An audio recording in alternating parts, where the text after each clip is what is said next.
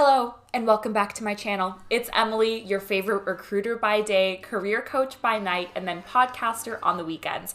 If you're listening to this on my podcast, The Straight Shooter Recruiter, thank you so much for hanging out with me for a little bit. Please don't forget to leave a rating and follow the podcast. And if you're watching this YouTube video, please make sure you hit that subscribe button, that like button, you leave me a comment.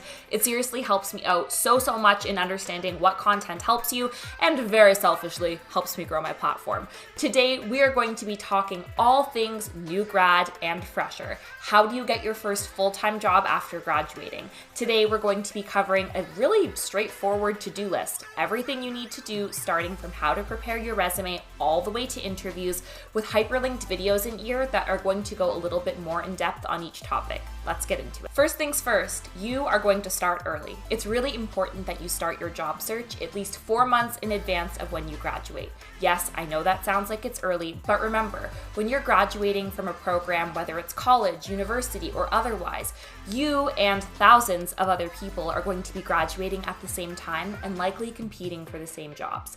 The earlier you start, the earlier you're going to be able to get your foot in the door. Number one, do some research. What are the companies and types of jobs that you're actually going to be interested in long term? How do you figure this out? Well, of course, LinkedIn is a great tool to do a little bit of digging on what careers are out there, what career growth might look like.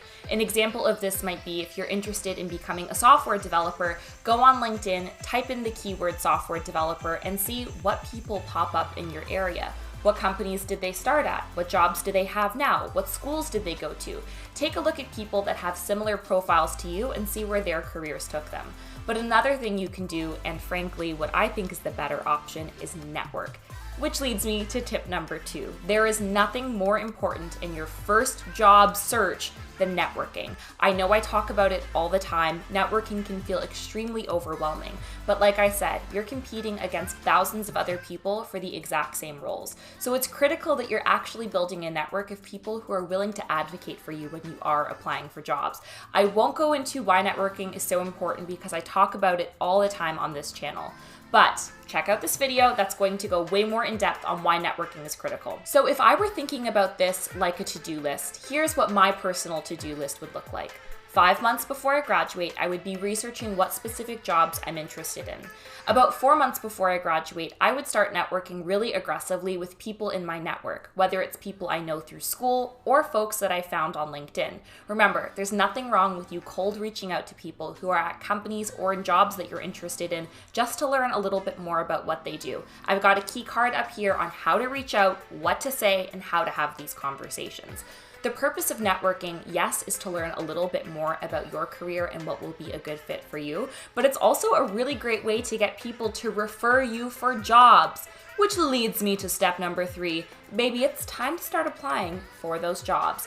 You're going to leverage and lean on your network as much as possible. So at the end of your career conversations a few months before you graduate, there's nothing wrong with you saying, hey, I would love to work at your company. Is there anyone else I should connect with? Or hey, I would love to be in a job like yours. Is your team hiring? Those are the kinds of questions that are going to get the ball rolling. Surprise, it's not going to be very helpful if you get referrals for jobs and your resume sucks. So next thing you need to do around that 3 months before you graduate timeline is update your LinkedIn and update your resume. All of the information on how to do that is going to be up here. Like I said, today's video is really focusing on giving you a to-do list with other videos that go more in depth on each topic. So the next thing you're going to do is use all of the skills and tools that you've learned from your mentors through networking to update your LinkedIn. What I mean by that is if you've met with several people who work at a company that you'd like to work at, and they're all telling you that this one course or this one skill or this one thing is super important, duh, put that on your resume. That's the goal of networking, to make sure that you optimize your resume, are genuinely learning, and then later are getting referred for positions. In addition to asking for referrals, obviously you're going to have to apply for some jobs directly. Where's the best place to do that? Well, there are 3. Number 1 is obviously going to be LinkedIn. They have an amazing job search platform that gives you a lot of great details about location, compensation. Plus, you can even see people in your network who work at that company. Spoiler alert, if you know someone who works there, reach out to them, ask them for a referral. Boom. The next place you need to check are the job websites directly. For example, if you want to work at Amazon, go to Amazon Careers probably once or twice a week just to see what jobs they're recruiting for. You can also check out more traditional job boards like Workopolis or Indeed. I'll be honest, I'm not the biggest fan of those. I would honestly say LinkedIn and the company directly are the best places to go. Now, what kinds of jobs should you be looking for? Every industry is going to be a little bit different, which is why networking is really important. But especially when you think about your first job after school, it's important that you're looking for jobs that are appropriately leveled. It's important that you're looking for jobs that have keywords like new graduate, fresher, graduate assistant, junior, entry level. All of those are keywords that are going to be really appropriate for someone who's just graduating. And that's not to say that you can't apply for jobs that are a little bit more senior. There's nothing wrong with that. But the safest bet is always looking for new graduate programs or student programs. Those are programs that are literally designed to help you develop in your career. If you're wondering what companies have programs like this, most large organizations, especially in North America, are going to have them. I think of banks like TD, the Bank of Montreal. They all have, new grad programs. A lot of large tech companies, Google, Amazon, Intuit, where I work, we have programs like this. So there's nothing wrong with you specifically targeting those for your first job. It's a great way to get your foot in the door. I would recommend applying for jobs about 2 to 3 months before you graduate. And while you're applying for jobs, you know what I'm gonna say. It's time for you to practice your interviewing skills. I have a video up here that goes in depth on how to prepare and answer any interview question. It's a really great idea for you to start brushing up on these skills well in advance of when your actual graduation date comes along so that you're ready. So going to want to start looking at market research. When I say market research, I mean how much compensation are you going to ask for? What's an appropriate salary range for this job? I have an entire video on this, but if you want the Sparks notes, definitely go to the website payscale.com. I'll put it somewhere over here. It's an amazing website where you insert all of the information about the job you're applying to, and it will literally tell you how much you should be paid for that job. It's pretty freaking accurate, so I would recommend using it.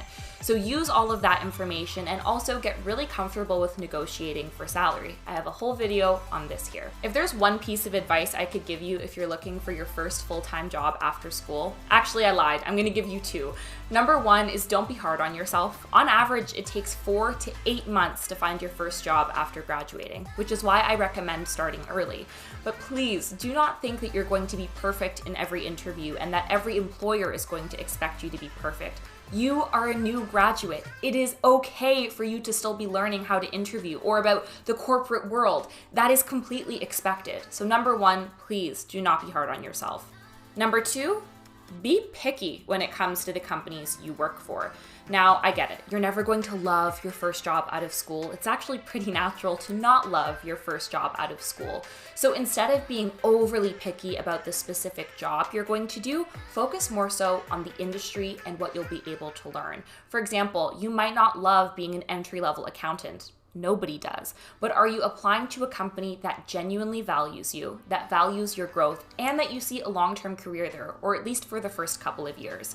So that's one approach that you can take. Not to say that you should just accept any job that comes your way, but really be picky about the industry and the company you're working in, because the adjustment from school to real life full-time work can be a really harsh one. So having a company that genuinely cares about you is going to make all of the difference. I hope that this little to-do list video was helpful. I know it's a bit of a different format because I have lots of different links out here. Usually I go in depth in the video itself, but there's a lot to do to prepare for applying for your very first full-time job. So hopefully this is a good starting point. You'll be able to click these other videos, go more in depth where you need it, take some notes. But if you have any questions about your process, let me know in the comments. Thank you so much for hanging out with me, and I'll talk to you soon.